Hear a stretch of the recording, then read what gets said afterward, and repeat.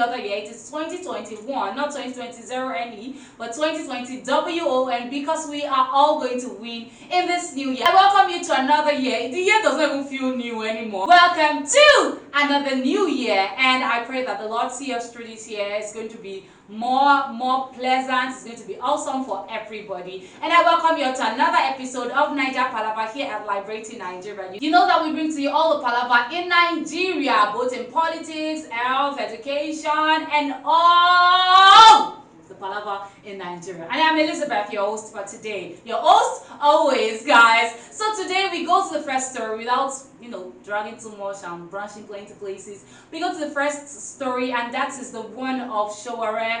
Sowore again, this guy and the government again. I mean, his story is not new to anybody in the country. We all know that when you hear Sowore and the government, just know that arrest is involved. Sowore, the federal government, arrest. There's nothing else that this guy is dealing with the government. You just know that automatic. Once they arrest Boboy again, they've arrested this guy again. And here it is true. Sowore has been rearrested. And this time, the federal government has arraigned Omoyele Sowore and 4 others at the Magistrate Court in Wuse Zone 2, Abuja, the nation's capital. Sowore was arrested by the police for leading a protest against bad governance on New Year's Eve in Abuja. New Year's Eve, where everybody was probably in church or in their houses, since the government says that there was no crossover service. So some churches had their crossover Eve from 7 p.m. to 9 p.m. But Sowore held a protest at that time, at New Year Eve. Sowore held a protest, and then he shared some pictures on social media. There was a candle night for bad governance. The government thought it was a plan against the government, and then he's been arraigned along 4 others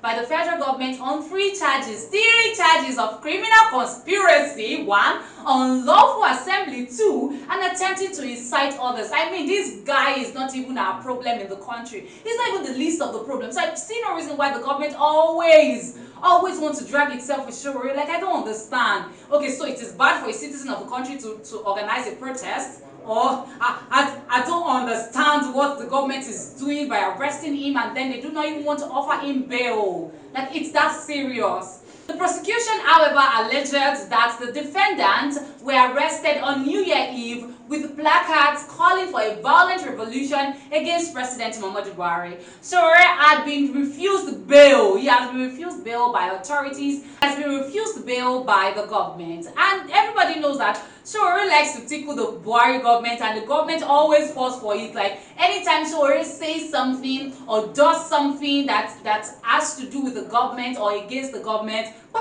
they don't even waste time. Go and arrest him. Go and, what? What are we carrying? What are we throwing? Unnecessary. It's the least of the problem in the country, and I see no reason why the government should be dragging itself with Sowore. The policemen that were brought to where they claimed the protest was taking place just pounced on people. I came out of my car because I was covering the event and told them to stop beating people, and they pounced on me too and broke my nose. This was carried out by a mobile police officer who led about 5 vehicles loaded, about 7 vehicles loaded, the mobile policemen well armed. It was an attempt to tell him to stop brutalizing Nigerians in view of NSAS and the position of this country right now on police brutality, that they pounced on me to broke my nose. When they took me to the abattoir, I discovered that the Nigerian government has not ended SARS. They mobilized SARS officers to also beat us up and force us into detention at one of the notorious SARS detention. That he has been denied bail for alleged breaches of COVID-19 protocols. Before it was 3 charges, now they have had breaching of COVID-19 protocols. They should leave this guy. Leave this guy alone.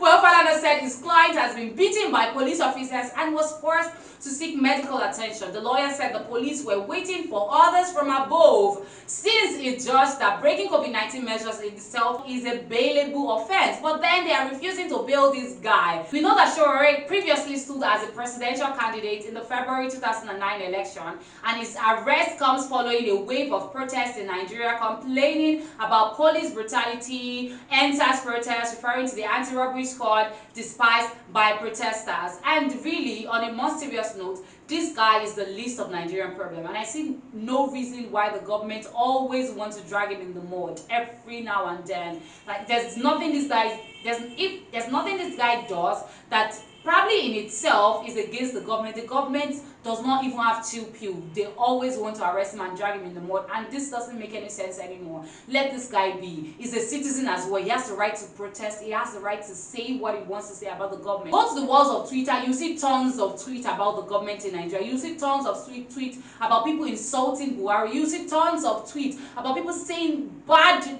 nonsense and worse things about the government. So why him? Why Sowore? Why not others? Why not go ahead and arrest everybody saying something about the bad governance in Nigeria? Why him all the time? So I see no reason in this. Please and please and please free him. Let him go. It's New Year already. I mean, his wife will be in his house, his mother, and then they're like, hey, where's my son? He's in the police custody again. Same thing happening over and over again, and this has to end.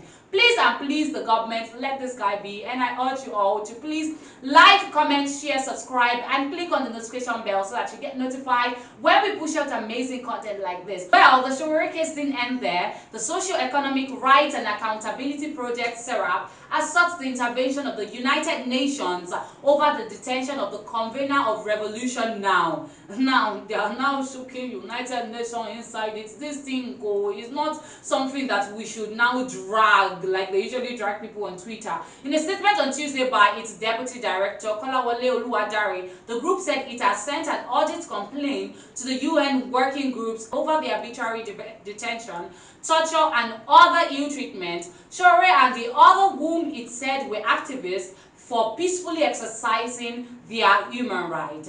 This comes a day after a magistrate court in Abuja ordered the remand of the 5 persons at the Kuje Correctional Center in the nation's capital, pending when their former bail application would be handed on Tuesday. And until now, this guy has not been released. And I think it is unfair. And I plead once more that the government, stop all this dragging, going back and forth with a citizen that has the right to say what he wants to say, the right to speech, the right to hold protest, and let him just be. We actually even support young people in politics, and that is why we are hopeful that the NSAS protest that happened last year is going to result into something that is going to allow young people, youth, participate in politics. Enough of the bad people, the old men and women that are in politics, eating the money, shopping the money, swallowing the money, sending snake to take the money. Enough of that. Let you set in and then make the difference. Let him be.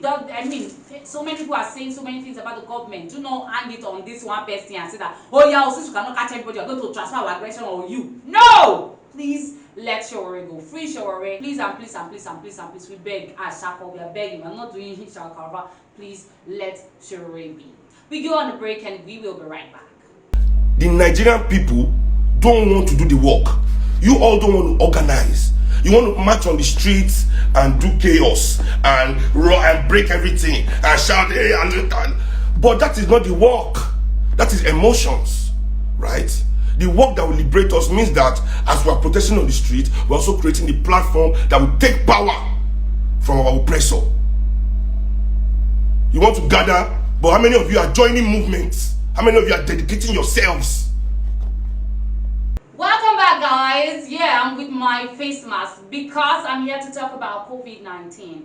Guys, COVID-19 is real. I know there are still a lot of people out there saying that this is not real, it's a lie, the government want to shop our money, they are hyping the numbers. Of course, there are rumors that the government are actually hyping the numbers of people that have contacted COVID-19, but guys, COVID-19 is real. It is real. It is real. 737 corps members from the batch B have tested positive for COVID-19. They have tested positive for COVID-19. The chairman of the Presidential Task Force on COVID-19, Boss Mustafa, disclosed this on Tuesday. 737 corps members.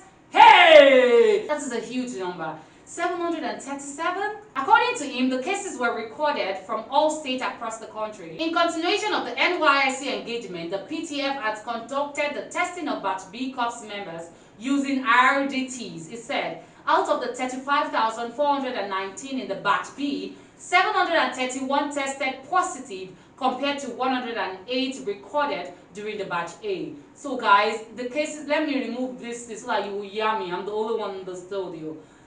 Guys, the cases are rising. COVID-19 is real. So do all you can to be safe.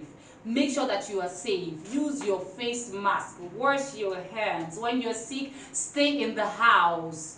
Avoid touching people. Avoid putting your hands in your nose, in your mouth. Wash your hands. Use hand sanitizers. Make sure that you are safe at all times. Don't be like the ignorant ones that are saying that because you COVID job about Nigeria. Guys, COVID-19 is real, and please, make sure that you are safe at all times. Not just COP members are on the rise of the positive case of COVID-19. I mean, celebrities are also in the bug of this as well. Actress Evrina Ibru and veteran comedian Ali Baba have shared their experience after testing positive for COVID-19. They both shared separate videos of themselves in isolation and advised Nigerians to take COVID-19 precautions seriously. Nigeria has recorded more than 90,000 cases of the COVID-19 disease, and on Monday, the country recorded its highest number of cases in one day, and that was 1,204. 1,204 cases of COVID-19 in a day.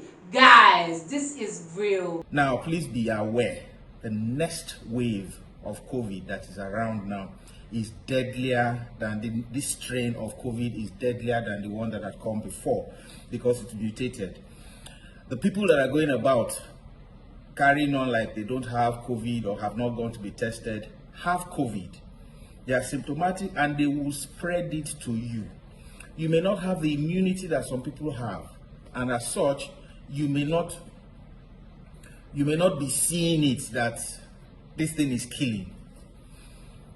Let me tell you, people are dying, and to make it worse, I spent all my Christmas and New Year in isolation.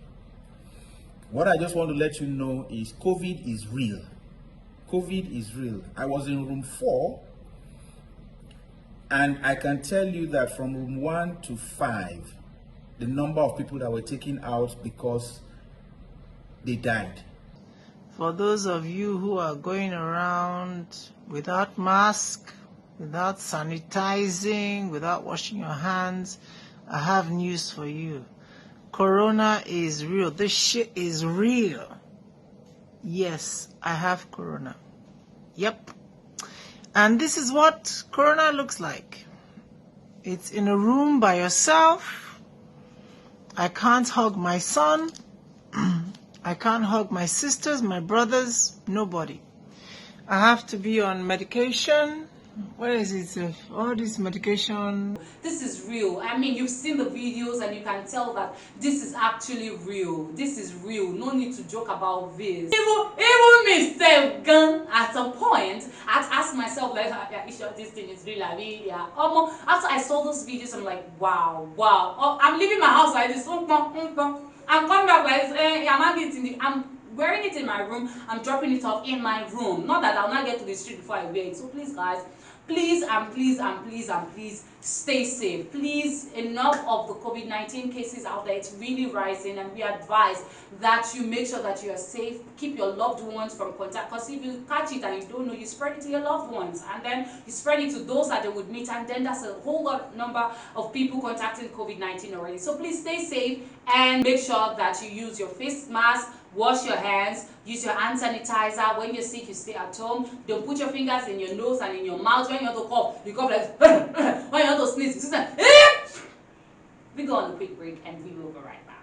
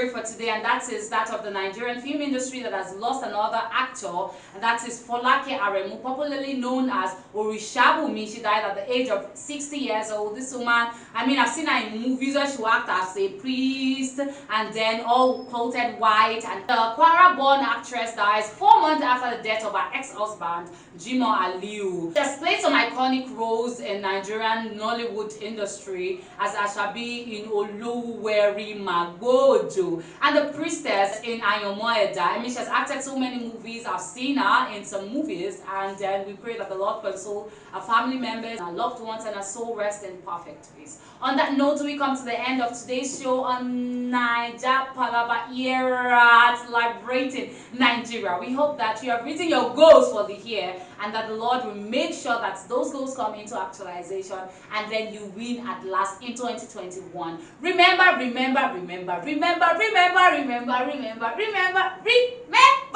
that Nigeria will flourish again. I am your host, Elizabeth Olubodo, and it's bye for now. Kodi, Odabo, Sanjima, goodbye.